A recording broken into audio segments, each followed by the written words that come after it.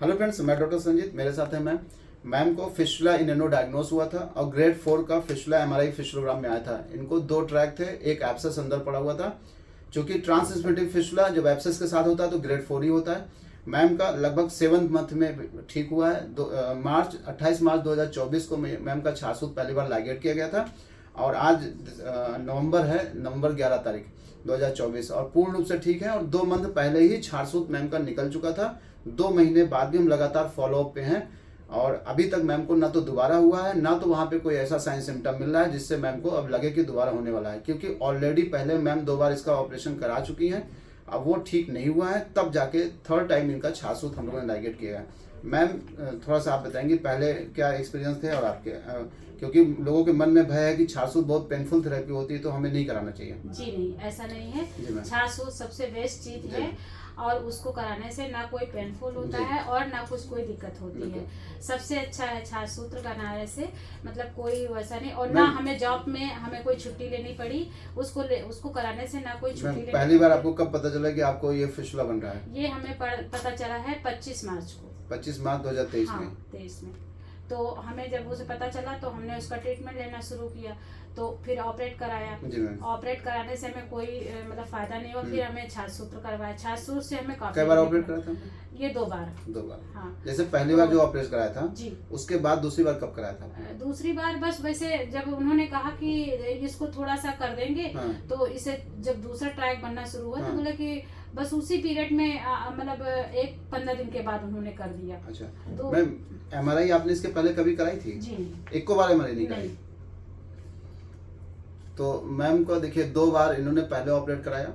इन्होंने दोनों बार में इसके पहले एमआरआई नहीं कराई थी, जबकि मैम ने बहुत, चूंकि ये खुद मेडिकल कॉलेज में हमने कई बार उनसे डॉक्टर से बोला कि हमें आप जो भी ट्रीटमेंट इसका पता चलता हो तो आप करा दीजिए। जब हम बहुत रोने लगे तब उन्होंने इसका मतलब कहा कि अब इसका एमआरआई करवा लो। तब तक हमें रिलीफ नहीं मिला। फिर हमने इसके विषय में, हमने छासूत्र के विषय में पता चला तब मैं करवाया। कहने का अभिप्राय है कि मैम का 2 बार ऑपरेट हुआ और दोनों बार इनका बिना एमआरआई रिपोर्ट के ऑपरेट किया गया। इनको पेरिनल एब्सेस बता के किया गया ना कि ये फिस्टुला नहीं है, एब्सेस है, यानी फोड़ा है। जबकि मल द्वार के जो फोड़े फुंसी होते हैं लगभग 80 से 90% वो फिस्टुला ही होते हैं।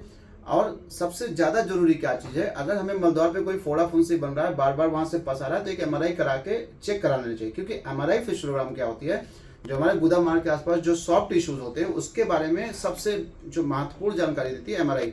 सिटी भी करा सकते हैं, अल्ट्रासाउंड भी करा सकते हैं, एक्सरे भी करा सकते हैं, लेकिन एमआरआई से बेहतर ये तीनों रिपोर्ट अच्छी नहीं होती है। एमआरआई आपके मलद्वार के आसपास सॉफ्ट टिश्यू के बारे में अच्छी जानकारी देता है। अगर मैम ने पहले कराया होता तो शायद पहली बार इनको पता चलता है ये फिस्टुला है, तब इनका फिस्टुला के तरीके ट्रीटमेंट कहते हैं। क्यों मैम, गलत करें सही? दूसरा, अच्छा मैम, जैसे कहते हैं कि छासूत बहुत पेनफुल थेरेपी होती है और छासूत कराएंगे तो हम काम नहीं कर पाएंगे, जॉब नहीं कर पाएंगे, या मतलब और भी जो चीजें होती हैं, तो ऐसा क्या हुआ आपके साथ? नहीं, मेरे साथ ऐसा नहीं हुआ। हम आराम से अपनी जॉब किए, अपनी ड्यूटी आराम से किए, हमें कोई दिक्कत नहीं हुई।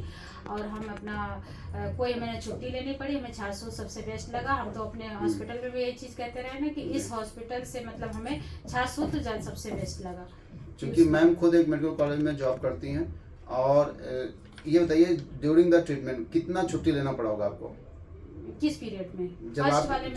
जब से आपका छासूत लाइगेट नहीं, हमने कोई छुट्टी नहीं ली। अच्छा, एक चीज और होती है, जैसे क्या होता है कि चलो मान लो हमने ऑपरेट हो गया, क्या होता है कि कई बार मलद्वार के आसपास के जो ट्रीटमेंट होता है, जब आप मल त्याग के ले जाते हैं तो मल के कुछ टुकड़े उस फिस्टुला ट्रैक में चले जाते हैं। जब मल के टुकड़े उस फिस्टुला ट्रैक में चले जाते हैं तो बार बार वहाँ पे इन्फेक्शन होने के चांसेस बढ़ जाते हैं।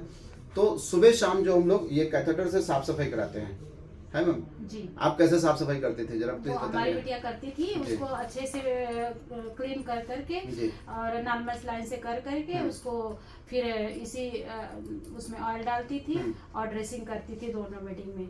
अच्छे से साफ सफाई, बस सबसे बेस्ट साफ सफाई ही इसमें सुबह। अच्छा, इसके पहले जो ऑपरेट हुई थी उसमें कैसे ड्रेसिंग होती थी? उसमें तो बस नॉर्मल ऐसे बस वो हाइड्रोजन थोड़ा सा डाल करके और बेटाडीन डाल करके उसकी सफाई करते थे। बस पैड लगा के अपना। जैसे कैथेटर का प्रयोग करते थे? नो, कैथेटर नहीं करते। ऑयल कौन सा हमने दिया था आपको? यही था आपका पालवांस। हाँ, पालवांस था। इनको मैम को क्या होता है, जो सुबह लैट्रिन जाने से पहले पालवांस ऑयल पुश कराते थे, क्यों मैम? जी, लैट्रिन से आने के बाद गुनगुने पानी में सिकाई करनी होती है, और फिर उसके बाद इस जैसे ये जो कैथेटर होता है इसके थ्रू, चूंकि काफ़ी गहरा घाव होता है, तो आप जब उसमें पट्टी भरते हैं तो वो गहराई और बढ़ने लगती है। जब आप इसको इसमें प्रोब्स इस कैथेटर के साथ जब धुलाई करते हैं, एक तो आपके टिश्यूज पे ज़्यादा प्रेशर नहीं पड़ता है, दूसरा ये उस इन पॉइंट तक पहुंच जाता है जहाँ पे फिशुला का सबसे इन पॉइंट होता है। जब हम उसमें प्रेशर से लिक्विड डालते हैं, एंटीसेप्टिक सोल्यूशन या ऑयल, तो वहाँ की जो गंदगी होती है मलद्वार के आसपास की वो सब धुल जाती है। तो सुबह शाम अगर आप धुलाई करते हैं, अगर आप क्लीनिंग अच्छे से करते हैं, और कितना किलोमीटर पैदल चलती थी मैम आप? ये हम करीब 500 आप बताए थे, तो उससे ज्यादा ही चल देते थे। तो कम से कम 5 किलोमीटर पैदल हम लोग बोलते हैं चलने के लिए।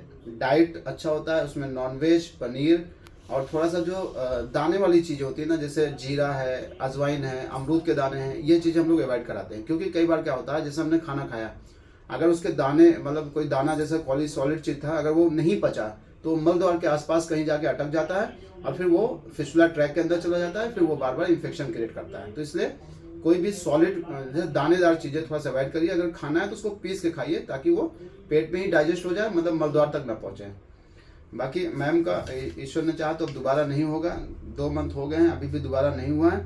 बस मैम से रिक्वेस्ट है कि बस जो अभी हमने ऑयलिंग बताई है, अब 1-2 महीना और आप यूज़ कर लीजिएगा ऑयलिंग, और अच्छा खाना खाइएगा। ईश्वर ने चाहा अब दोबारा नहीं होगा। धन्यवाद।